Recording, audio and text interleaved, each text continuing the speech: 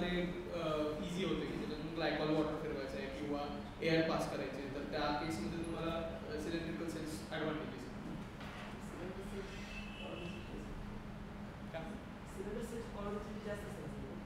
Cylindrical cell नुसता cylinder मोजला तर पॉवर डेन्सिटी जास्त असते, बट मी जेव्हा बॅटरी पॅक करायला जातो तेव्हा माझं more than 15% of volume is air, कारण सेल टू सेल जोडल्यानंतर मध्ये गॅप क्रिएट होतो.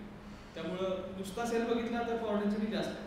मग सगळ्यात एक्स्ट्रीम पॉवर डेन्सिटी पाऊच सेलची, कारण त्याच्यात काहीच नाही, नुसतंच ॲनोड कॅथोड आणि वरती फिल्म सेल जोडलेले आहे. ह्याच्यात बेसिकली सेलमध्ये एक सिलेंडर तयार केला जातो स्टील किंवा ॲल्युमिनियमचा, आणि त्याच्यामध्ये लिटरली हे असं सुरळी करून आतमध्ये घालायचं आणि एका बाजूला ॲनोड आणि एका बाजूला कॅथोड करायचं. मग युजली पूर्ण सेलची बॉडी ही निगेटिव्ह असते आणि वरती एक कॅप केली आहे सेलच्या वरती, तो पॉझिटिव्ह फक्त पार्ट असतो. मग ते त्याच्यामुळं एक इवन प्रेशर मेंटेन होतं त्या पूर्ण कॅथोड आणि ॲनोडच्या कॅलेंडरवरती, ते पण मी दाखवतो. तर सेल्स तयार करताना कशी प्रोसेस असते, तर हे जे काय आपलं समजा फॉर एक्झाम्पल NMC ठरलं तर NMCचे 811 ची एक स्लरी तयार केली जाते, ती कोट केली जाते आपल्या एका थिन शीटवरती कोट केली जाते. कोट केल्यानंतर त्याला एक कॅलेंडरिंग नावाची प्रोसेस असते. म्हणजे आपलं कॅलेंडर कसं दिसतं चौकोन चौकोन चौकोन, तसे ते जेवढे आपल्याला शीट पाहिजे, फॉर एक्झाम्पल आता हा सेल आहे तर ह्याच्यात या साईजची एक शीट असेल आतमध्ये, तर तेवढ्या शीटवरती स्प्रे केलं जाते, ओरिजिनल शीटवरती स्प्रे केलं जात नाही आणि मग ते कट केले जाते शीट्स.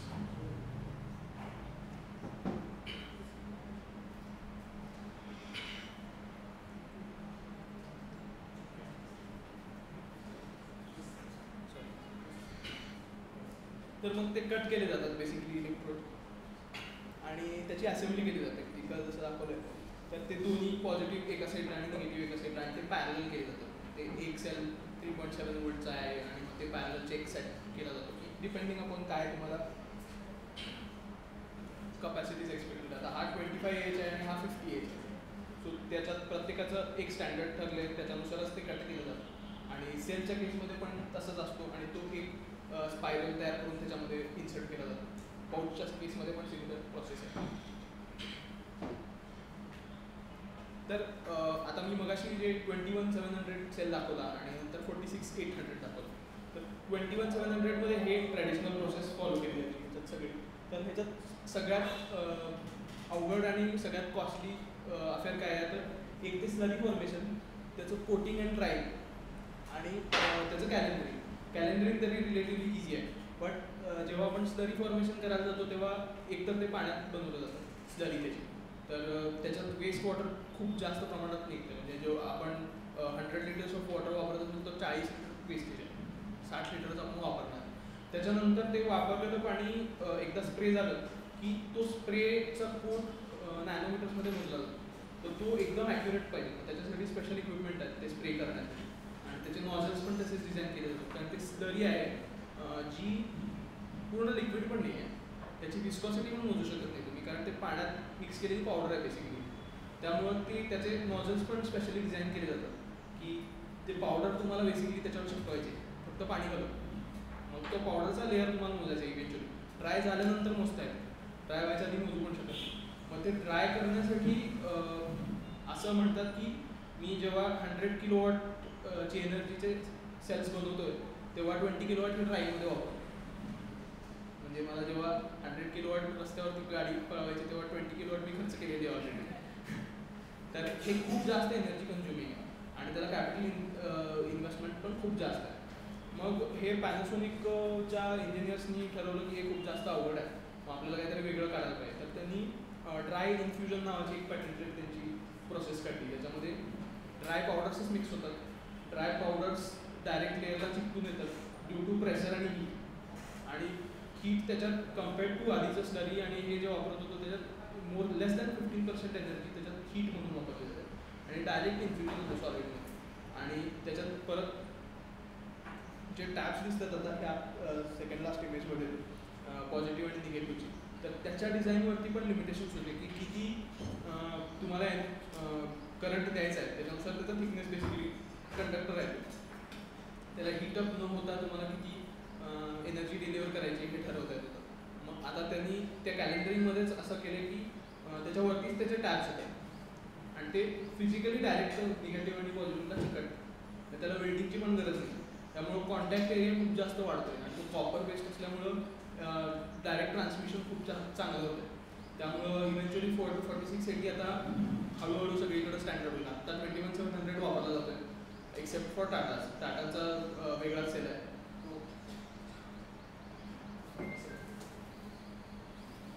हा आता मी LSP मध्ये आणलाय, पण टाटाची एक वेगळी केमिस्ट्री आहे, पण या सिमिलर डायमेन्शन्समध्ये ते वापरतात.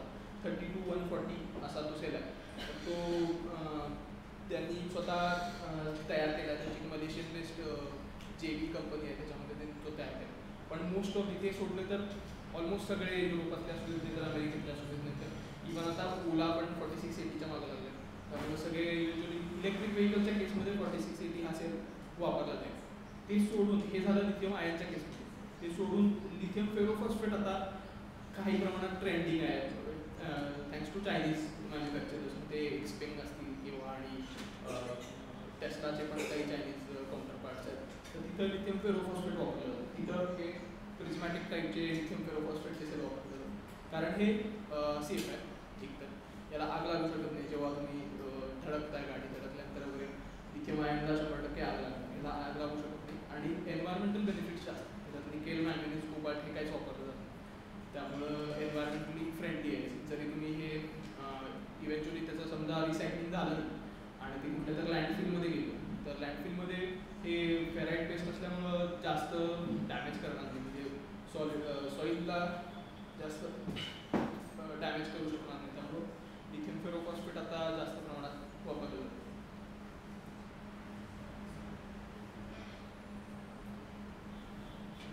तर आता आपल्या BMSच्या दृष्टिकोनातून आपण काय काय बघायचं त्याच्याकडे.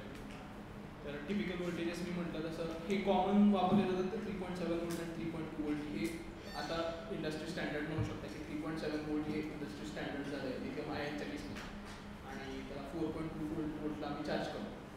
आणि 3.2 व्होल्टचा जो लिथियम फेरोफॉस्फेट जो म्हटला त्याला 3.65 व्होल्टला आपण फुल चार्ज करतो.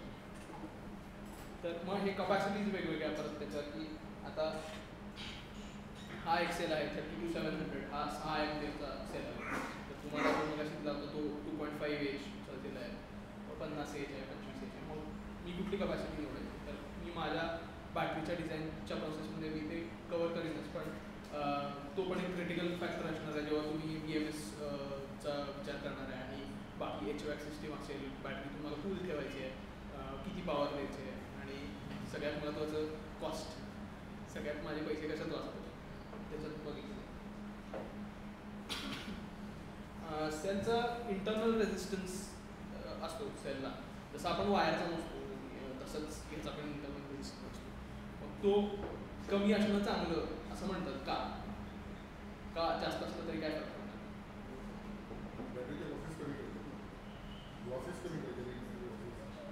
एक तर झालं लॉसेस कमी करतात बरोबर. आणि एकदा हिटिंग समजा बॅटरीचं हीट चालू झालं तर मग आपण काय करू? हीट होऊ दे की गरम झालं तर काय, थोडं गरम होईल. एक तर डिग्रेड होईल, दुसरं मला ओव्हरऑल सिस्टीम कूल करण्यासाठी परत एनर्जी द्यायला लागेल. की बॅटरीचं एक फॉर एक्झाम्पल लिथियम आयनच्या केसमध्ये 0 to 60 डिग्री सेल्सिअस हे त्याचं वर्किंग टेम्परेचर आहे. जिथं बर्फ पडतो, फॉर एक्झाम्पल नॉर्वेमध्ये आता गाडी चालली आहे, तिथं -20 डिग्री सेल्सिअस तापमान आहे. तर तिथं मग मी काय करायचं? लिथियमच्या बॅटरीज तर वापरल्या जातात. मग मोस्टली त्यांच्याकडे अशा सोय असते की मी ऑफिसमधून बाहेर पडताना ॲपमधून गाडी चालू करायची. मग ती गाडी आणि बॅटरी हे दोन्ही तापतात आणि एक ठराविक ऑप्टिमम टेम्परेचरला येतात. 15 डिग्री सेल्सिअसला आल्यानंतर मग चार्जिंग किंवा डिस्चार्जिंग चालू होतं. त्याशिवाय गाडी चालू होत नाही. आणि गाडीच्या वरती पण बर्फाचा लेअर असतो, तो पण घालवण्यासाठी त्याचा ते गाडी करून अख्खी तापवली जाते. मग हे परत एनर्जी लॉस आहे. मग हे सगळ्या म्हणजे टेस्ला असू दे नाही तर युरोपियन सगळ्या कंपन्या हे करतातच. फॉर्च्युनेटली इंडियामध्ये हा प्रॉब्लेम अजून जास्त नाही आहे. का आपल्याकडं वाढलंच तर वाढेलच थोडं तापमान 60 डिग्रीपर्यंत येईल, त्याच्यावर काय होणार नाही. Which is good for lithium batteries. मग त्यामुळं अजून पण मिलिटरी ॲप्लिकेशन्समध्ये इंडियामध्ये ह्या बॅटरीज वापरल्या जाते. कारण हे लोक जाऊन सियाचनमध्ये वापरणार, तिथं निगेटिव्ह टेम्परेचर आहे, मग ती बॅटरी चालणार नाही.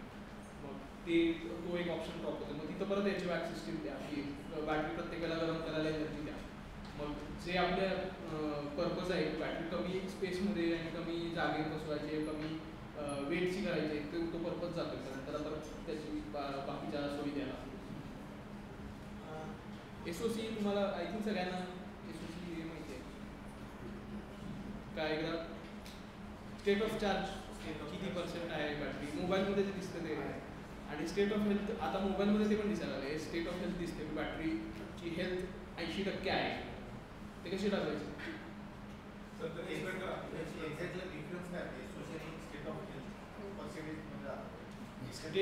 स्टेट ऑफ चार्ज म्हणजे किती % चार्ज झाली आणि स्टेट ऑफ हेल्थ म्हणजे खराब झाली का चांगली. मग ती कशी ठरवायची? स्टेट ऑफ हेल्थ कशी ठरवायची? तेच कसं ठरवायचं? तुम्हाला काय वाटतं? बॅटरी चांगली आहे का नाही कसं ठरवायचं? माझी एक 50 एम्पियरचा सेल आहे माझा. तो मला बघायचं की त्याची स्टेट ऑफ हेल्थ काय आहे. तुम्हाला काय वाटतं? गॅस पाहिजे. इंटरनल रेजिस्टन्स बॅटरीच्या एजिंगवर चेंज होईल का? चेंज होईल का? नाही होणार. सेलचं चेंज होणार. बॅटरी पॅकचं होईल की सेलचा इंटरनल रेजिस्टन्स नाही चेंज होणार. स्टँडर्ड फॉर्मेशन हा एक पार्ट झाला. हां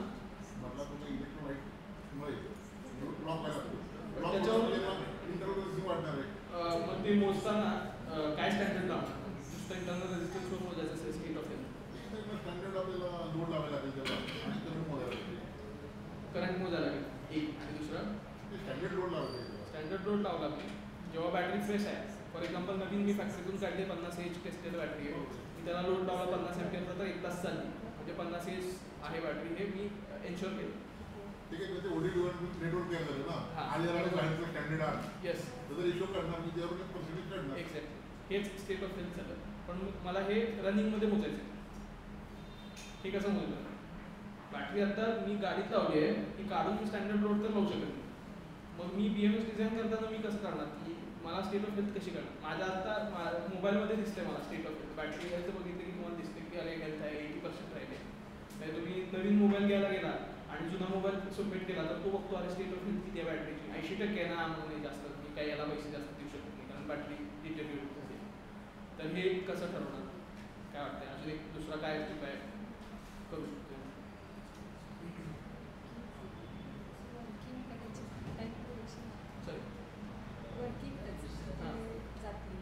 किती वेळ जाते?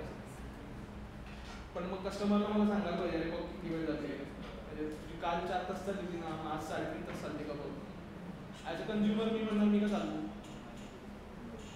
ॲज अ कंझ्युमर मी म्हणणार मला डिस्प्लेवर दिसलं पाहिजे. मोबाईलमध्ये दिसतंय मग मला गाडीवर जाणार काय वाटतं सर? केस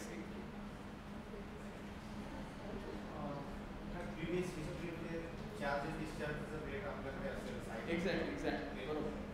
मग हे त्याच्यासाठी स्टेट ऑफ हेल्थ चार्ज माहीत असणं आणि त्याचा proportion to state of health असणं गरजेचं आहे. म्हणजे बेसिकली आपण काय करतोय 100%ला बॅटरी चार्ज केली आहे आणि 90% यायला मला एवढे वॉट आवर खर्च झाले.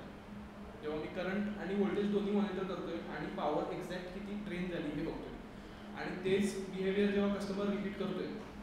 For example me Naveen mobile घेतल्यानंतर जसा चार्जिंगला रोज रात्री लावतो तसंच नंतर पण मी लावणार. ते बिहेवियर पॅटर्नमध्ये ठरवलं जाते की मी रोज 10% वापरतोय आणि माझी एवढी वॉट आवर खर्च होते. पण जेव्हा 1-2 वर्षानंतर मी बघतोय पॉवर तेवढीच जाते पण बॅटरीचा व्होल्टेज खाली आले. त्यामुळे SOC खाली दिसते. म्हणजे SOC दिसताना मला 89% दिसते. पण आधी जेवढं 10%ला खर्च होत होती तेवढी खर्च झाली. म्हणजे 1% डेफिसिट दिसतोय. म्हणजे ओव्हरऑल बॅटरीमध्ये 10% डेफिसिट दिसतोय. याचा अर्थ स्टेट ऑफ हेल्थ 90% झालं. हे असे एस्टिमेट केलं जातं. बेसिकली तुम्हाला वॉटेज मोजायचं हे एकदम बेसिक सांगतं की म्हणजे याच्यात अजून जास्त ॲडव्हान्समेंट्स आहेत. खूप जास्त पॅरामीटर्स मोजायला लागतात. नुसतं तेवढ्यावरती होत नाही. टेम्परेचर व्हेरिएशन्स आहेत. व्हायब्रेशनल लोड असतो. प्रेशर तयार होतो बॅटरीच्या आतमध्ये त्याचा पण अफेक्ट होतो स्टेट ऑफ चार्ज आणि स्टेट ऑफ हेल्थ होती. तर हे व्हेरिएबल्स पण आपल्याला कन्सिडर करायला लागतात जेव्हा आपण स्टेट ऑफ हेल्थ आणि स्टेट ऑफ चार्ज डिस्प्ले करतोय किंवा बॅटरीपासून व्हेकलच्या फर्मवेअरला कम्युनिकेट करतोय त्यावेळेला.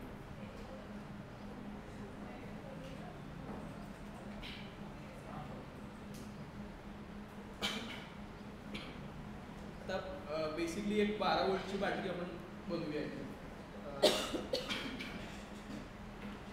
3.2 वोल्टची बॅटरी चे सेल्सपासून बनवायचे तर किती सेल वापरूया? 2, 3, 4, 5, 6.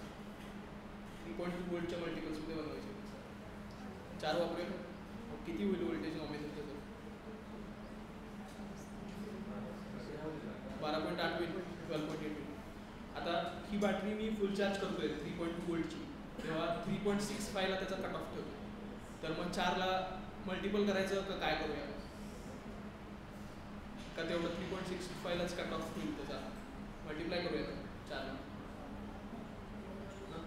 14.8 ला फुल चार्ज, 14.6 ला फुल चार्ज करायची बॅटरी 12 वोल्ट असेल तर.